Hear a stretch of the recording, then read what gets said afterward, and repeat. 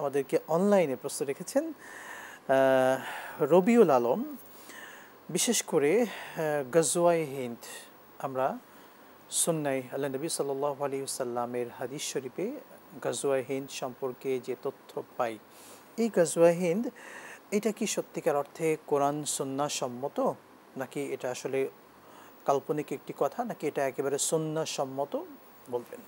ধন্যবাদ, চমৎকার একটি প্রশ্ন করেছেন, সমসাময়িক। কারণ এই মুহূর্তে ভারতের একটি যুদ্ধ চলছে পাকিস্তানের সাথে।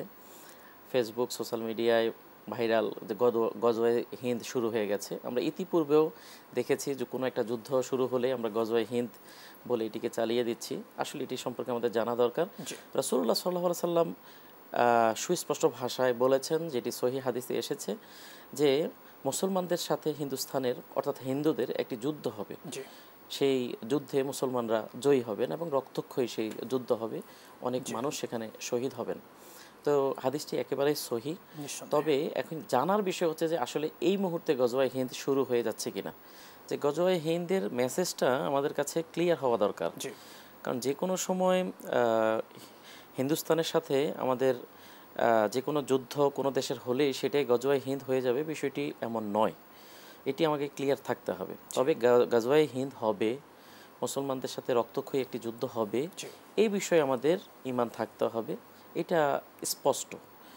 এখন কথা হচ্ছে যে এই সুযোগটাকে কাজে লাগিয়ে একটি মহল যে কোনো সময় আমাদেরকে মিসগাইড করার সুযোগ আছে কিনা। হ্যাঁ, অবশ্যই সুযোগ আছে। আমাদেরকে বুঝে শুনে সিদ্ধান্ত নিতে হবে এবং আমরা আলেম ওলামার সাথে আমাদের কানেকশন থাকতে হবে। এটি কিন্তু আলেম ওলামারা বুঝতে পারবে কোনটি গজওয়ায়ে হিন্দ, কোনটি গজওয়ায়ে হিন্দ নয়।